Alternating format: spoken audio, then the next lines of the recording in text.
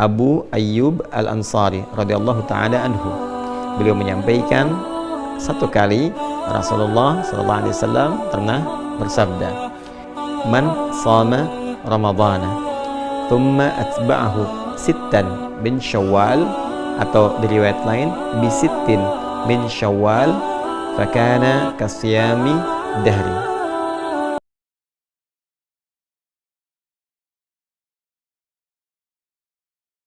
Bismillahirrahmanirrahim. Bismillahirrahmanirrahim. Assalamualaikum warahmatullahi wabarakatuh.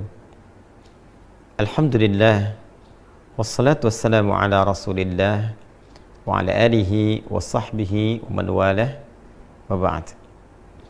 Saudara-saudariku dimanapun Anda berada, alhamdulillah mengucap syukur kepada Allah Subhanahu wa ta'ala.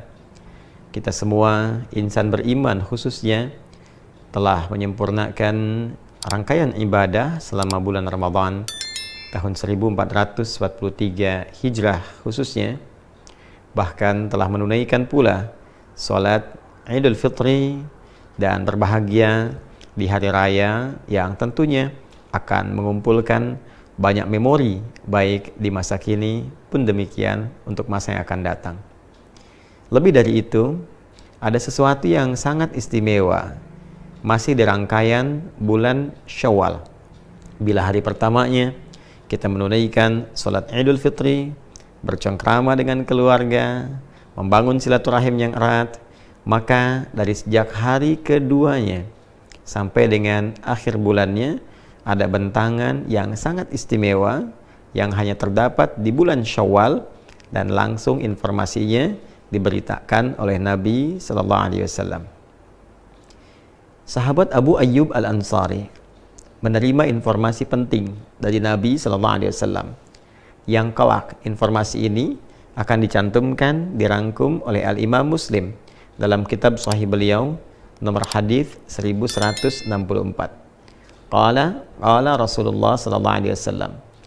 Informasi disampaikan oleh Al-Imam Muslim mengambil sanad riwayat yang tersambung pada sahabat mulia Abu Ayyub Al-Ansari radhiyallahu taala anhu.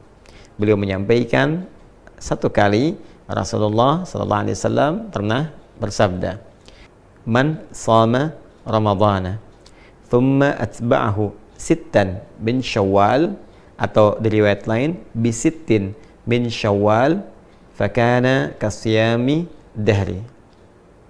Siapapun insan beriman yang telah menyempurnakan puasa Ramadan, kemudian dia ikuti itu dengan menunaikan puasa 6 hari yang berlangsung di bulan Syawal, maka nilai puasa gabungan antara Ramadan yang sebulan itu plus 6 hari yang ditunaikan di bulan Syawal ini, digabungkan keduanya nilainya sama dengan puasa selama 1 tahun. Masya Allah, sebulan ditambah 6 hari itu punya nilai yang setara dengan 1 tahun. Ada 3 hal penting yang dapat diulas dari keterangan hadis ini. Yang pertama, Nabi Muhammad SAW memberikan apresiasi yang tinggi kepada setiap insan beriman yang telah menyempurnakan puasa Ramadan dengan memberikan satu tambahan 6 hari puasa lagi, yang dengan 6 hari ini nilai keseluruhannya menjadi puasa yang setara dengan 1 tahun penuh. Ini rumusnya bisa didapati dalam Quran surah ke-6 Al-An'am di ayat 160, ketika Allah Subhanahu wa taala memberikan keutamaan khusus, keistimewaan spesial untuk Rasulullah sallallahu alaihi wasallam yang diperintahkan untuk diviralkan kepada umatnya, bahwa man jaa bil hasanati falahu asyru amthaliha. Siapapun insan beriman yang mengerjakan satu perbuatan baik bernilai ibadah, maka di sisi Allah tertuliskan nilainya 10 kebaikan. Setiap satu pekerjaan mulia, satu ibadah, nilainya sama dengan 10 di sisi Allah Subhanahu wa taala. Jadi, kalau ada yang menunaikan puasa Ramadan sempurna selama sebulan, maka dikalikan 10, singkatnya senilai dengan 10 bulan.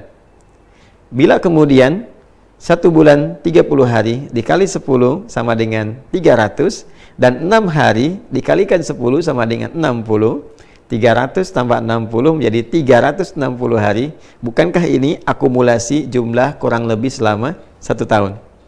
Maka nilai fantastis ini diberikan oleh Allah Subhanahu wa taala sebagai hadiah untuk umat Nabi Muhammad sallallahu alaihi wasallam melalui kemuliaan Rasulnya. Puasa 1 bulan Ramadan plus 6 hari Syawal nilainya sama dengan 1 tahun penuh. Yang kedua, ini yang paling penting juga untuk dipahami, bahwa teknis penunaian puasa Syawal ini diungkapkan dengan kalimat thumma atba'ahu sittan.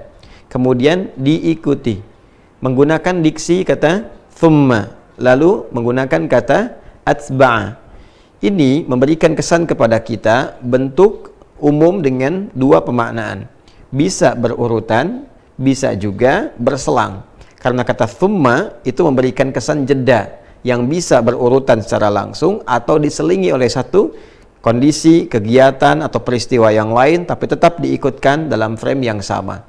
Artinya penunaian ibadah siam sunnah di bulan Syawal ini selama 6 hari itu bisa dilakukan dengan 2 cara. Bisa berurutan, berangkai bersamaan, hari kedua, ketiga, keempat, kelima, keenam, ketujuh di bulan Syawal. Jadi sejak dimulai dari hari kedua boleh puasa. Kalau ingin langsung berurutan, ketiga, keempat, kelima, keenam, dan hari ketujuh, 6 hari. Jadi selesai kalau dikerjakan berurutan di hari yang ketujuh di bulan Syawal. Karena hari pertama haram hukumnya berpuasa. Namun jika ada kondisi yang menjadikan tidak memungkinkan dilakukan secara berurutan, maka boleh. Misal diselang dulu selama 1 hari, 2 hari, atau berdasar kondisi tertentu.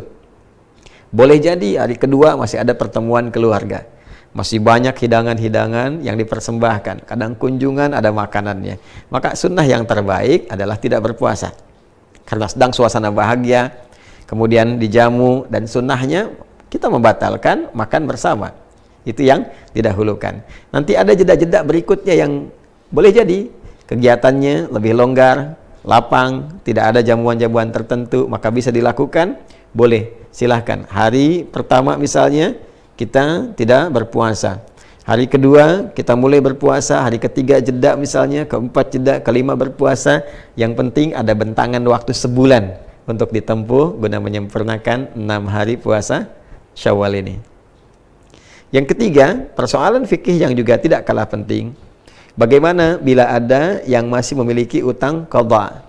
Biasanya kasus ini melekat kepada muslimah yang datang haidnya dalam masa Ramadan itu misalnya, yang kemudian menjadikan puasa Ramadannya mendapatkan kesempatan qadha, seperti dipesankan di Quran surah kedua Al-Baqarah ayat 184 itu. Maka jika bertemu qadha yang sifatnya wajib dengan yang Syawal yang sifatnya sunnah, adabnya didahulukan yang qadha. Memang betul qadha ini masanya lebih panjang, ada kurang lebih 11 bulan mendatang, dari mulai Syawal sampai bertemu nanti dengan bulan Sya'ban berikutnya. Tapi penting diingat, kita tidak bisa menentukan kapan ajal itu akan tiba, kapan ajal datang. Karena itu daripada pulang kepada Allah membawa status berhutang, lebih baik selesaikan qadhanya. Kemudian setelah selesai qadha, baru kemudian kita memasuki puasa Syawal, menunaikan puasa Syawal dengan kadar waktu yang tersisa dan dilakukan ikhlas karena Allah Subhanahu wa taala. Bagaimana Ustadz kalau saya mengqadha dan tidak mendapati lagi sisa waktunya untuk Syawal? Maka tanamkan keinginan kuat untuk melakukannya. Dengan keinginan kuat itu, dengan harapan untuk bisa menunaikan, boleh jadi Allah berkenan memberikan pahala lebih dulu dengan niat yang ada, keinginan yang ada, sekalipun belum mendapati kesempatan untuk mengerjakannya. Ingat, kemuliaan dilihat oleh Allah Subhanahu wa taala pada kebeningan niat dan keadaan hatinya. La yu'akhidhukumullahu billagwi fi aymanikum walakin yu'akhidhukum bima kasabat qulubukum. Bahkan dalam kasus akan dinilai sebagai hukuman pun, kata Allah, Allah tidak akan menghukum dari canda yang keluar karena refleks pada perilaku kalian. Tapi apa yang diniatkan dari canda itu, apa yang diniatkan dari perbuatan itu yang mendapatkan penilaian di sisi Allah Subhanahu wa taala. Boleh jadi walaupun tidak mendapati kesempatannya, tapi karena ada keinginan kuat, niat, harapan, dan ingin mengikuti tuntunan syariat, itu yang mendapatkan penilaian di sisi Allah Subhanahu wa Ta'ala. Saudara-saudariku, kesempatannya hanya di bulan Syawal, tidak ada di bulan yang lain. Karena itu, mari kita optimis, memaksimalkan niat di dalam hati kita, mengondisikan ikhtiar kita. Semoga Ramadan yang telah tuntas ditunaikan bisa juga diikuti dengan kesempurnaan penunaian puasa 6 hari di bulan Syawal.